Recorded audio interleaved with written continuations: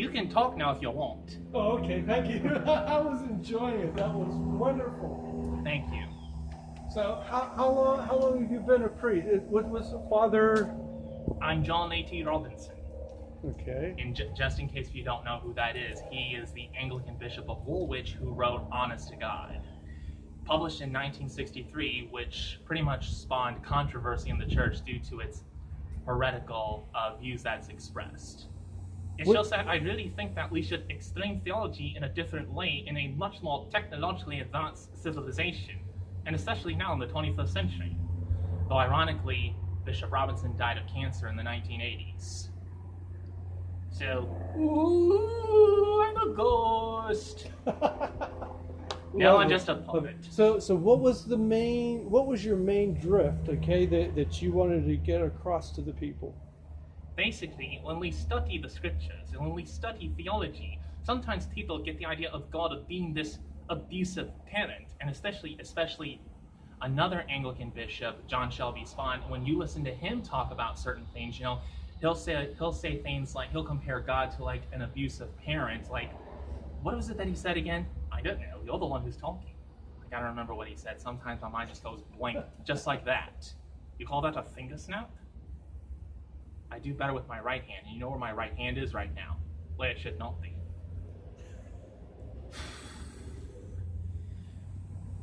Well, what he was getting at, John Shelby Spahn, what he was getting at was the idea of sending his son Jesus to die on the cross for humanity's sins. You know, he pretty much compared God to be an ogre, like the ultimate abusive parent, and Jesus as the ultimate abuse victim, so to speak. I have to watch the videos again to make sure that I get it right in my head. Sometimes the ideas are fuzzy. But I want to let you know that my theological beliefs are not the same as that of John Shelby Spahn's and John A.T. Robinson's. Oh, am I too loud? Slow down. Oh, slow. I am so sorry. I have a tendency to speak fast. That's just, he's always in a hurry. I don't know why you're always in such a hurry. I don't know. Maybe because I grew up with a family that was always in a hurry. It could be. Did you have a lot of brothers and sisters? I only have one sister. She lives in Michigan still. I see. So Did she like to talk, and you had to like talk real quick to get in between? My family does have a tendency to pretty much jump on each other when it comes to talking about certain things and trying to get their point across, you know.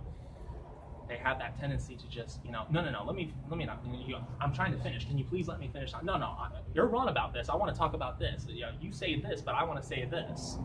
So basically, you grew up with a bunch of brutes, in a manner of speaking. Okay. So to try and slow down. So my theological beliefs are not the same as that of John A. My theological beliefs are not the same as that of John A.T. Robinson's. No offense, don't take it. I do side with conservative theological beliefs. Like, for example, John Shelby Spahn doesn't believe in the virgin birth of Jesus Christ. He doesn't believe that Mary was a virgin when she became pregnant with Jesus, but I believe that. So I believe that. He also doesn't believe that he doesn't believe in the miracle of the loaves and the fishes, you know, the 5 loaves, 2 fishes to feed the 5,000, but I believe that. So why does he not believe it? I think what it is that in this technologically advanced society that we live in, what we've been going through for the last 100 years, people find it incredible to believe in the stories of the Bible. Not only did people in ancient times believe in the stories of the Bible, but they also believed in many other things, like vampires. I believe in vampires. Werewolves. I believe in werewolves. Ghosts. I believe in ghosts. Stop it. Okay. It's just that when science disproves certain things, it becomes very, very hard to believe in things in what the Bible teaches, such as the virgin birth. Well, we're talking about something that's more realistic, not something that's fictional like vampires.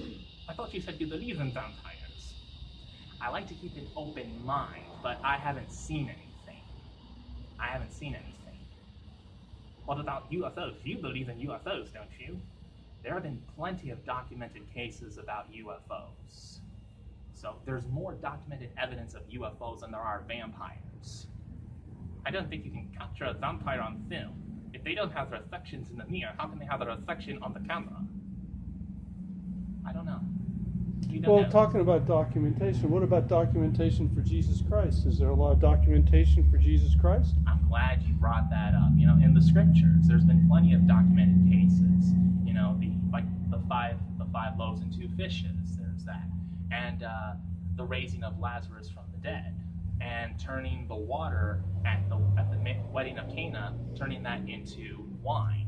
So, and healing certain people of diseases like the centurion's servant. So there's plenty of documented cases. But that's within the Bible, so that would be like the Bible proving the Bible. What about outside of the Bible? Outside of the Bible. How about like Josephus? Okay, in his writings. I haven't read his work yet. I've been meaning to get to that, to read his book. Very interesting literature. You should really read it. I just got to find it. And of course, I'm a cheapskate. I got to get it for the right price. I was saying, how about the Romans? Did the Romans corroborate this?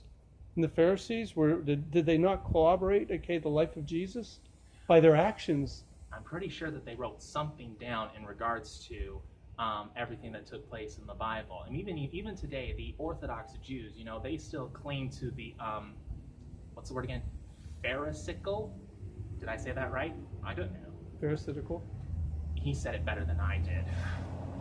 Much better than I did. Yeah, the Pharisaical writings somewhere. Let me hear him say it. Pharisaical. He's got no trouble. Isn't it amazing that I have no trouble saying it, but he has trouble saying it? Go figure, huh? Am I the only one who finds this odd? Well, there's supposed to be a distinction between the two of us. I mean, more than likely, you don't believe in the virgin birth. I believe in the virgin birth. You don't believe in the 5 loaves and the 2 fishes. I do. You don't believe in the wedding in Cana. I believe it. You believe in vampires that I don't. No, I don't believe in Let me ask you a question then, Bishop, here. If the Bible the New Testament is approximately 2,000 years old. That's just about right. At least 2,000 years old. And between then and now, there's been probably many scholars who have looked at this. Do you agree? I do agree. And I agree And there would be many who have... St. Thomas Aquinas is one example. St. Augustine of Hippo, he's got to be another example. And especially the reformers of the Protestant Reformation. Martin Luther, John Calvin, I'm trying to think of all Wesley. John Wesley. John Wesley, yeah. So do you think that they would have not discovered, the inaccuracies in such a way that that they would have disproved it? You think it took 2,000 years to disprove the New Testament? And that's another question that I have, like in regards to the Jehovah's Witnesses and their theology that they came up with in the 1800s. Do you think that God would pretty much allow his church for over 2,000 years to be wrong in their theological thinking? And same thing with Joseph Smith. Okay, well, let's back up with the Jehovah's Witnesses. It wasn't made up in the 1800s. It goes way back, because they were Gnostics. That was their foundation. They were in Gnosticism, which means that we're believing in just facts, which is kind of like where you are, Bishop. Is you want to see it. You want to feel it. You want to believe it. But the thing is, all history, we have to trust all history to be accurate by the writers, and that it had been checked by theologians throughout history to be valid. The Bible, the New Testament specifically, has been proven by more outside sources than any other document. It's been proved by the Jewish. Oh, and by the way, one of the greatest competitors we have to Christianity is Islam. And I believe Jesus Christ is even in the Quran. Is he not? I personally want to know because I haven't read the Quran. He is. He is. He's a prophet in the Quran. So there, again, a competing religion verifies, that Jesus, and if Jesus Christ, is verified in a competitor's document, isn't that one of the biggest proofs that we can have? Amen, brother. I enjoy. Thank you. Appreciate it. Oh, by the way, I'm Vance Dykes. Vance, Father John. Nice to meet you, Father Great John. to meet you. Great to meet you too. And I'm studying to become a priest in the Anglican Church. Absolutely. Not like him, but like a conservative fundamentalist. That's awesome. Well, I hope we gave you a little bit. You have some incredible resources here. I did my internship here. Oh. I'm an ordained old Catholic priest. Old Catholic? Old Catholic, yes. Oh, yes. Okay. So we're very close to the Anglican, okay, as far as that goes. There are a couple of little things. So you're in good hands. But, okay, over that all, yes, okay. I just want to say that you really did stump me, and I admit that. I bow my head to you, but of course, I hope nobody thinks that I don't believe in God. Some people have accused me of being an atheist because of the beliefs that I set forth, but I don't question the existence of God. Absolutely do not. And I don't question Christian teachings, but sometimes I just feel, are they really being taught accurately as far as the 20th century is concerned?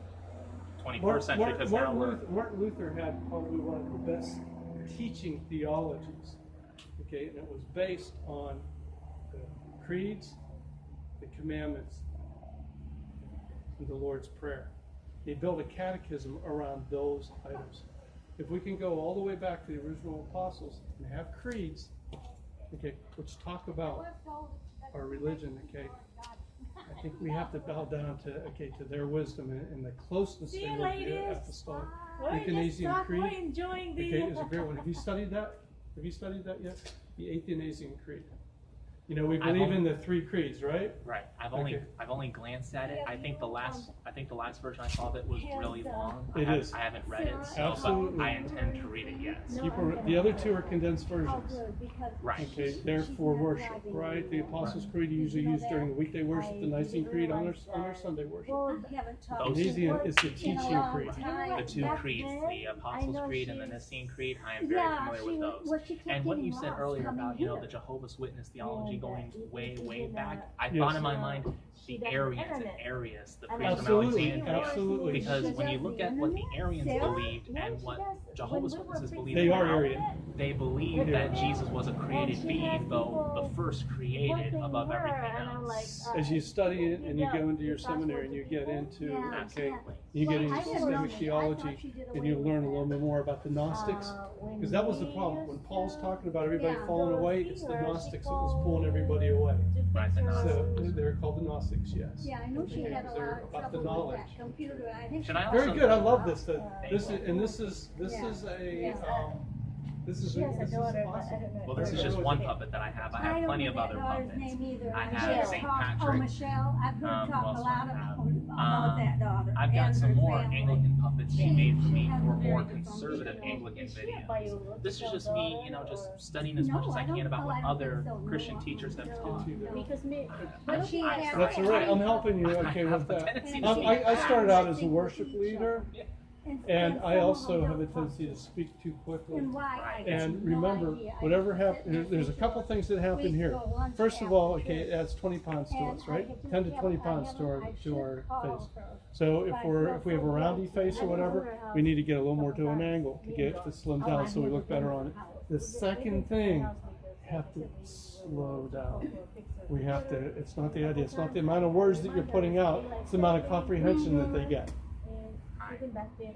And even for him, it's the same thing, that clarity and getting that out so people can really hear what he's saying. But she still So didn't basically, I remember should not sound like an what to do. auctioneer. She'd say, now what do you want me to do? Absolutely. I love it, brother. It's so great to meet you, man. Great to meet you, too. Great job. Great job. Keep Thank it you. up. And I This kinda is, wonder if it wasn't that's That's quite good a for ministry. kids. Okay. And she Absolutely. said, That's good for No, kids. it's good for adults today. I Adults agree. need that. You know what I mean? As far as speaking with John Yeah. A.T. Robinson, as far as kids go, they need St. John the Baptist, they need St. Peter, they need did I mention St. Patrick already? You mentioned St. Patrick, and you know what? Okay, you could knock off, okay, from somebody, and you could have a snake on a stick. So that what's his name that does the puppets and stuff? He does Jose Jalapeno on a stick. Oh yeah, Jeff Dunham. Jeff Dunham. You're a fan of Okay. Jeff Dunham too, Oh, love huh? Jeff. Oh, yeah, absolutely. We've seen Who him do you live. who do you think is one of my inspirations? Yes, we've seen him live. Jeff Yeah, he's Dunham good. only has one religious character, and that's Ahmed, the dead terrorist. Well, he's his son, What? Ahmed's son. I've seen Ahmed's son. Yeah. Yeah, he's pretty nasty. But the thing, I think that they went with that simpler one because it's easier. If you're going to do two, it's a good way to break into it. You're trying to do two at one time. Yeah. I tried the best I can to, You're doing develop character. fantastic job. Oh, thank you. What was your name? I didn't get your name. Mimi. Mimi. Nice to meet you, Mimi. I'm Vance. Well, Vance and Kate, keep it up, man. I love it. This is, It's it good. blew my mind. That's why I had to stick around. Okay. It's Well, great, man. God bless you What a guys. Have a blessing. safe trip. And the Kate. God bless you. And I do believe in God. Don't get me wrong. That's wonderful. This video was shot on location at St. Patrick's Anglican Catholic Church in Port John, Florida, literally right next door to Cocoa Beach.